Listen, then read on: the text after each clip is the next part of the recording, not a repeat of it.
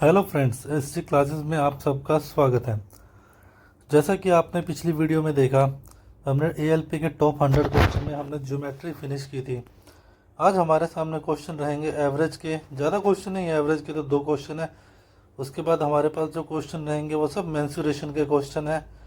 और बच्चे क्या करते हैं, ये मेंसुरेशन के क्वेश्चन देख के घबरा जाते हैं और उन क्वेश्चंस को स्किप कर देते हैं। आज आपका मेंसुरेशन का मैं डर पूरा निकाल दूंगा। इस वीडियो के एंड तक बने रहिएगा। आपको ऐसे ऐसे मेंसुरेशन के सवाल करवाऊंगा कि आज के बाद आप कभी भी इन क्वेश्चन से डरोगे नहीं। तो चलो शुरू करते हैं। क्वेश्चन हमारे सामने है एवरेज का। पहले 2 क्वेश्चन एवरेज के हैं, हम वो कर लेते हैं। एक विद्यार्थी के अंक गलती से 59 की बजाय 23 दर्ज कर लिए। इसके कारण कक्षा का एवरेज 9/7 कम हो गया। तो दोस्तों, इसके मार्क्स कितने कम लिखे? 59 लिखने थे, 23 लिख दिए, यानी कितने कम लिखे इसके मार्क्स? -36। ओके, तो एवरेज पे क्या फ़र्क पड़ा? एवरेज कितना कम हो गया? 9/7, यानी -9/7। ओके, ये मैंने क्या किया है, ये सिंपल सा, अगर आपको ऐसा क्वेश्चन दिखे तो एवरेज तो सिंपल सा फॉर्मूला क्या रहता है?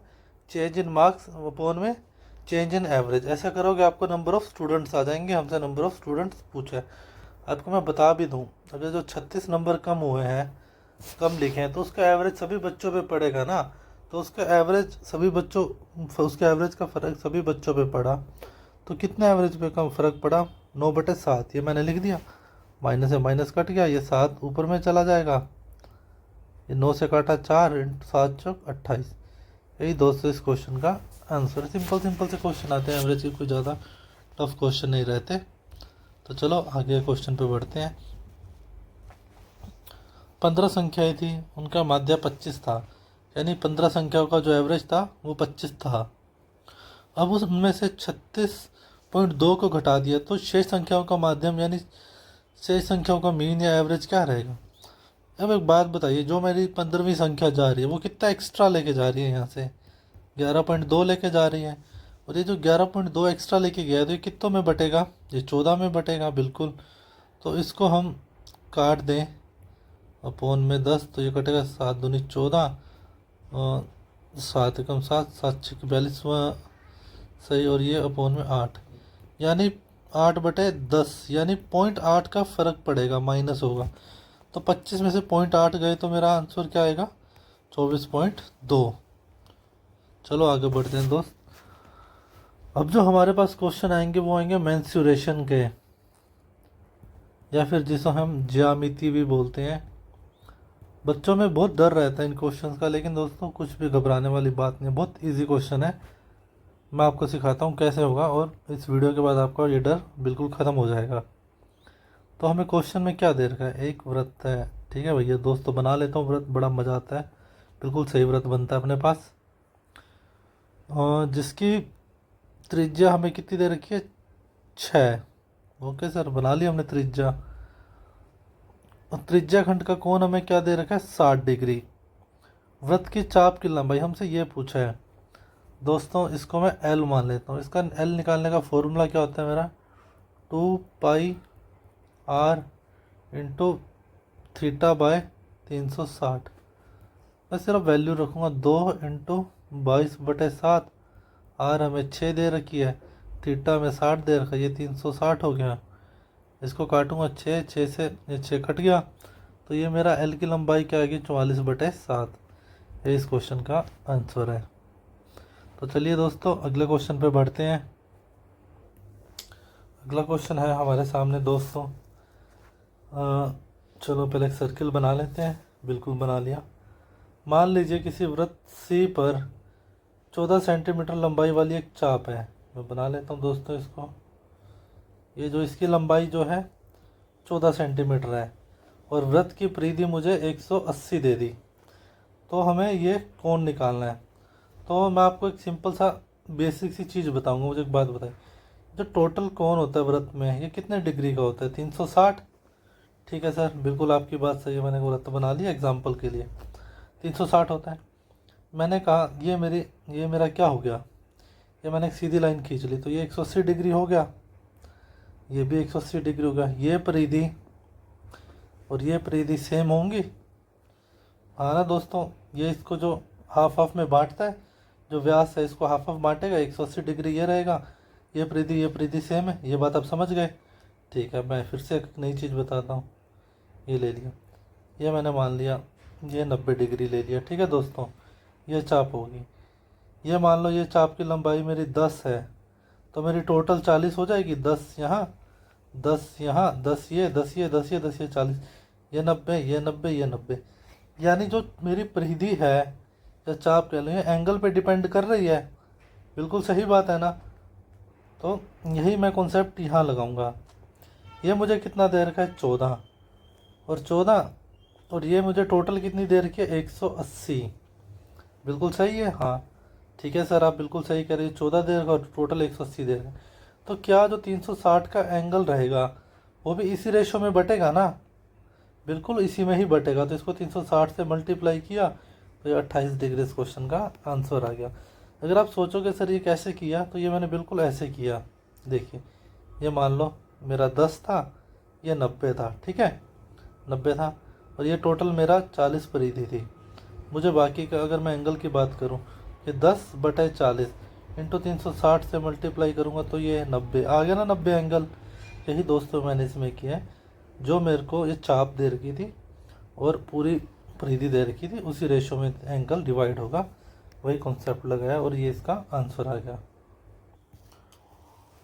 एक बहुत ही अच्छा मेंसुरेशन का क्वेश्चन है अपने सामने दोस्तों। चलो देखते हैं क्या है इस क्वेश्चन में। चलो पहले सर्कल बना लेते हैं। ठीक है दोस्तों, बन गया मेरा सर्कल। किसी वृत्त के त्रिज्या खंड का केंद्रीय कोण, ठीक है बना लेता हूँ मैं। और ये 30 डिग्री है। ठीक है, मैंने बना लिया। वृत्त की परिधि, ठीक है, वृत्त की परिधि और त्रिज्या खंड की परिमाप। मैं मान लेता हूँ रेडियस मुझे कुछ नहीं दे रखा, अनुपात में निकालना था, मैं मेरी मर्जी से कुछ भी मानूंगा। मैंने इसको 1 मान लिया, इसको 1 मान लिया और इसको मैंने L मान लिया। ठीक है दोस्तों, कोई डाउट है इसमें आपको? यहाँ तक किसी को कोई दिक्कत? अब मुझे निकालना क्या है, वृत्त की परिधि और त्रिज्या खंड का परिमाप। वृत्त की परिधि क्या रहेगी मेरी, 2πr, तो पाई की जगह में 3.14 यूज़ करना है। 2πr मेरा 1 है। ये वृत्त की परिधि का फॉर्मूला आप सबको मालूम है। अब मुझे त्रिज्या खंड का परिमाप, त्रिज्या खंड क्या है मेरा, ये, इसका परिमाप निकालना है। तो इसमें क्या आ जाएगा, एक ये और ये, तो मैं इसको क्या लिख दूँ, 2 प्लस परिमाप मेरा क्या, 1 और 1 2, और ये L को निकालने का फॉर्मूला मेरा क्या रहेगा, 2 इंटू पाई आर इंटू 30/360। इसको मैं काटूंगा तो ये मेरा कटा 180 पे, इसको काटूंगा तो ये 6, यानी मेरा क्या आ जाएगा, ये 1/6। ठीक है, कोई चक्कर नहीं। इसको मैं गुना करूँ तो आगे क्या हो जाएगा, ये 6.28, इसको गुना करूँगा तो 12, प्लस में मेरा क्या आ गया 3.14, और ये 6 ऊपर मल्टीप्लाई में चला जाएगा। तो ये मेरा नीचे क्या हो गया, 15.14 हो गया। पॉइंट से पॉइंट हटाया, अगर मैं इसको काटूँ 3, इसको काटूँ तो ये मेरा 757 आ गया। 757 अगर आप देखोगे तो दोस्तों सिर्फ इसी ऑप्शन में है, पूरी कैलकुलेशन करने की ज़रूरत नहीं है, सीधा इसको टिक मारिएगा, यही अपना आंसर है। मुझे उम्मीद है आपको ये क्वेश्चन समझ आया होगा और मेरा पढ़ाने का तरीका आपको अच्छा लग रहा होगा। तो आप मेरे चैनल को सब्सक्राइब ज़रूर कीजिए। मैं देख रहा हूँ दोस्तों फुल वीडियोस पे 100+ व्यूज़ आ रहे हैं, लेकिन जो सब्सक्राइबर काउंट है वो भी 93 है। जो भी नए बच्चे देख रहे हैं इस वीडियो को, वो चैनल को सब्सक्राइब जरूर करें। दोस्तों आपको मालूम नहीं कितना कंटेंट आने वाला है अभी इस चैनल पे।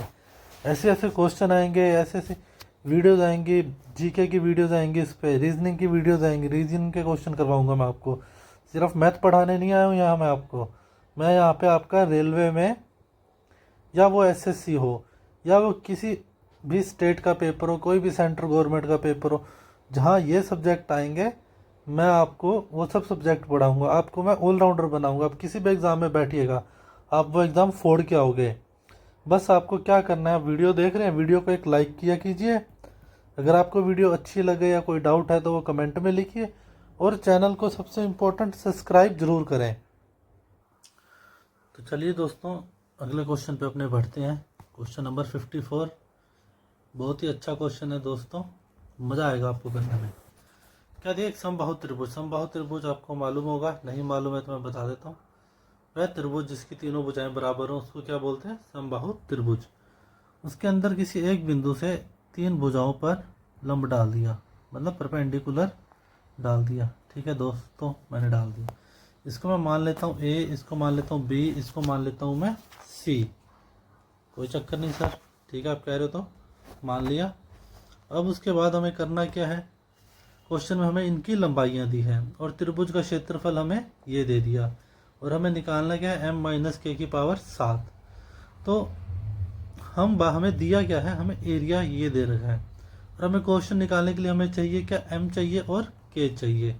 ठीक है, अगर मैं बात करूँ समबाहु त्रिभुज के क्षेत्रफल की, जब भी किसी त्रिभुज के अंदर किसी भी बिंदु से अगर अपने लंब डालते हैं किसी पॉइंट पे तो उसका एरिया क्या होता है, ये याद रखना हमेशा, a प्लस बी प्लस सी का स्क्वायर बटे में √3। ये याद रखना दोस्तों फॉर्मूला हमेशा। जब भी समबाहु त्रिभुज में किसी भी पॉइंट से इसके ऊपर भुजाओं पे लंब डालते हैं तो ये एरिया रहता है भुज। अब ए बी क्या हो गया, जो हमें ये दे रखा है, ए क्या हो गया 18, बी क्या हो गया मेरा बी मेरा 30 हो गया, सी को मैंने 39 मान लिया, इसकी स्क्वायर अपॉन में मेरा आ गया √3। इन सबको जोड़ेंगे तो क्या हो जाएगा, ये मेरा 87 का स्क्वायर अपॉन में √3। अब मैं इसको 87 को मैं ऐसे लिख सकता हूँ, 87 into 29 into 3, sorry 29 into 3 by √3। 29 into 3 87 ही होता है ना मेरे भाइयों, बिल्कुल सही। इससे काटेंगे 3 से तो यहाँ क्या आ जाएगा, √3। तो ये इसको आप कैलकुलेट करोगे तो ये मेरा आएगा 2523 √3। तो एरिया मेरा क्या आ गया मेरे भाइयों, 2523 √3। लेकिन एरिया क्वेश्चन में मुझे क्या दिया है, m√k। अगर मैं इसको इसके साथ कंपेयर करूँ तो मेरा m क्या हो गया, m की वैल्यू मेरी आ गई सर 2523 और k की वैल्यू मेरी क्या आ गई 3। यहाँ रूट में है k यहाँ भी रूट में है तो 3। अब इसको आगे सोल्व करेंगे। हमसे पूछा क्या है, m-k⁻7। 3 की पावर 7 क्या होती है मेरे भाइयों, अगर आप 3 की पावर 7 करोगे तो ये आएगा 2187। इसको माइनस करोगे तो 3 3 6। यही इस क्वेश्चन का आंसर है। देखने में बहुत डिफिकल्ट सा अलग सा क्वेश्चन लग रहा है, लेकिन आप कॉन्सेप्ट पे जाओगे, देखोगे, आराम से करोगे तो आपको समझ आएगा, क्वेश्चन आपसे 100% होगा। मुझे उम्मीद है आपको क्वेश्चन समझ आया होगा। अगर आपको क्वेश्चन अच्छा लगा है तो वीडियो को दबा के लाइक कीजिए। इस वीडियो में मैं टारगेट रखता हूँ, पहली बार मैं टारगेट रख रहा हूँ तो थोड़ा अच्छा बड़ा टारगेट रखते हैं। 93 सब्सक्राइबर्स हैं। इस वीडियो के बाद मुझे ये सब्सक्राइबर 100 चाहिए दोस्तों, 100 सब्सक्राइबर और कम से कम 20 से 30 के बीच में लाइक होने चाहिए इस वीडियो पे। तो चलें आगे बढ़ें, अगले क्वेश्चन की तरफ बढ़ते हैं। अगला क्वेश्चन है भाइयों मेरे सामने, एक स्क्वायर यानी वर्ग का हमें एरिया दे रखा है। वर्ग के एरिया का फॉर्मूला क्या होता है, वर्ग का एरिया का फॉर्मूला होता है a स्क्वायर और ये हमें क्या दे रखा है 65 61। तो ये दोस्तों किसकी स्क्वायर होती है, 81 की, यानी वर्ग की भुजा क्या हो गई 81। मुझे वर्ग का क्षेत्रफल दिया, मैंने उससे वर्ग की भुजा निकाल ली। ठीक है, अब क्या बोला, जो वर्ग की परिमाप यानी वर्ग की परिमाप क्या हो गई 81 इंटू 4। ठीक है दोस्तों, अगर नहीं समझ आई तो मैं दोबारा बताता हूँ। चलो आप इस चीज़ को भूल जाइए जो मैंने अभी बताया। एक वर्ग का क्षेत्रफल दिया है, इसका परिमाप जो है वो समषटकोण के परिमाप के बराबर है, यानी वर्ग का परिमाप और इसका परिमाप बराबर है और हमें इसका एरिया पूछा है। तो दोस्तों वर्ग क्या होता है सबको मालूम है, ये a है, ये a है, ये a है, तो ये a, इसका एरिया निकालूं तो a स्क्वायर बराबर मुझे क्या दे रखा है 65 61। इसका a की बात करूं तो इसका अंडर रूट करेंगे तो क्या आ जाएगा 81 और इसका परिमाप निकालूं तो 81 इंटू 4 हो गया। और ये जो परिमाप है मेरे भाइयों किसके बराबर है, इसके परिमाप के बराबर।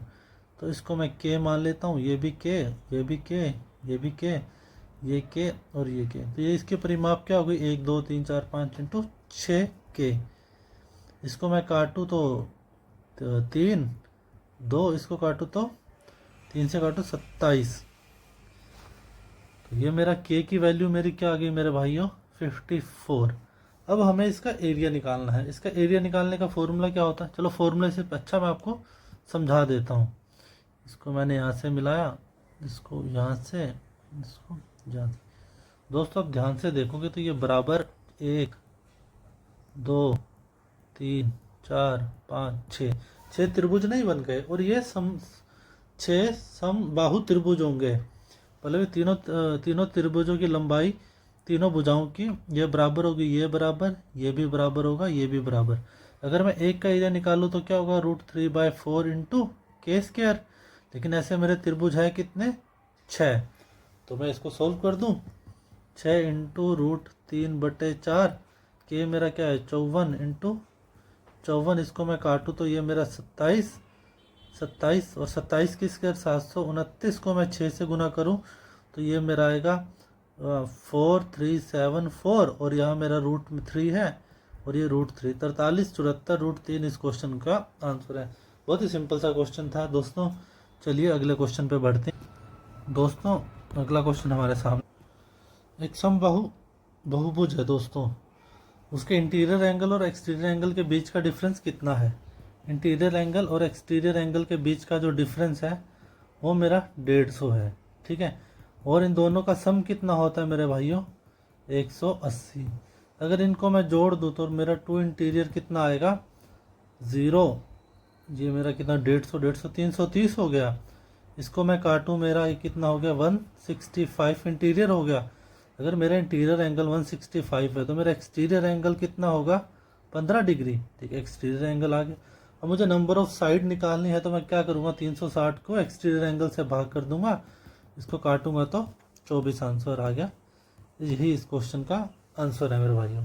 आप इस क्वेश्चन को ऐसे भी कर सकते हैं, देखिए क्या करना है, ये इंटीरियर एंगल, ये एक्सटीरियर एंगल, इंटीरियर एंगल और एक्सटीरियर एंगल का टोटल कितना होता है, 180, ठीक है। और इनका डिफरेंस कितना है, 150। तो मैंने 150 को अलग कर दिया, 30 हो गया। जो डिफरेंस था मैंने वो हटा दिया, मतलब जो दोनों का अंतर था वो हटा दिया, तो मैंने बचा क्या, 30 डिग्री। ये दोनों को बराबर बराबर दे दिया। और ज़्यादा इंटीरियर एंगल है तो इसको मैं क्या दे दूंगा, डिफरेंस। तो ये 165, ये मेरा 15 ही रह गया। 360 को 15 से भाग करेंगे, 24 इस क्वेश्चन का आंसर आ जाएगा। दोस्तों मेंसुरेशन की आज की वीडियो में आज के लिए ये इतने ही क्वेश्चन, और अभी आने वाली वीडियोस में जो मेंसुरेशन के आगे के क्वेश्चन है बढ़िया वो मैं सब आपको करवाऊंगा। अगर आपको वीडियो अच्छी लगी है तो इसे प्लीज़ लाइक कीजिए, मेरे चैनल को सब्सक्राइब कीजिए। और जो भी दोस्तों ये वीडियो देख रहे हैं जिन्होंने चैनल को सब्सक्राइब नहीं किया, अगर आपको मेरा पढ़ाने का तरीका थोड़ा सा भी अच्छा लग रहा है कि मैं अच्छा पढ़ा रहा हूँ या आपको मेरी मेहनत दिख रही है, तो दोस्तों आप चैनल को ज़रूर सब्सक्राइब करें और बेल आइकन को दबाएं। मैं उम्मीद कर रहा हूँ कि इस वीडियो के बाद मेरे 100 सब्सक्राइबर कंप्लीट हो जाएंगे, और इसके लिए मुझे आपका साथ चाहिए। आप मेरे चैनल को सब्सक्राइब करिए, और वीडियो देखने के बाद दोस्तों लाइक ज़रूर किया कीजिए। जितना ज़्यादा आप लाइक करेंगे उतना ज़्यादा वीडियो लोगों तक पहुँचेगा, उतने ज़्यादा लोग अपने साथ जुड़ेंगे, अपने चैनल पे आएंगे, और उतना ही अच्छा कंटेंट मैं आपके लिए ला पाऊँगा। आप समझ रहे हैं दोस्तों। आप दबा के वीडियो को लाइक कीजिए, और जितने भी दोस्त हैं जो ये वीडियो देख रहे हैं, एक स्टेटस ज़रूर व्हाट्सएप पे लगाएं। इस वीडियो का आप स्टेटस पे शेयर कीजिए ताकि ये वीडियो लोगों तक पहुंचे। जो ज़रूरतमंद लोग हैं वो इस वीडियो को देखें, जो कोर्स वोर्स नहीं ले सकते, जिनके पास नहीं है पैसे, वो यूट्यूब पे आए, कंटेंट देखें, उनका भला होगा। रेलेवेंट चीज़ें पढ़ाऊँगा, रेलेवेंट आपको ही सब चीज़ें मिलेंगी। धन्यवाद दोस्तों, अगली वीडियो में मिलते हैं, बाय बाय।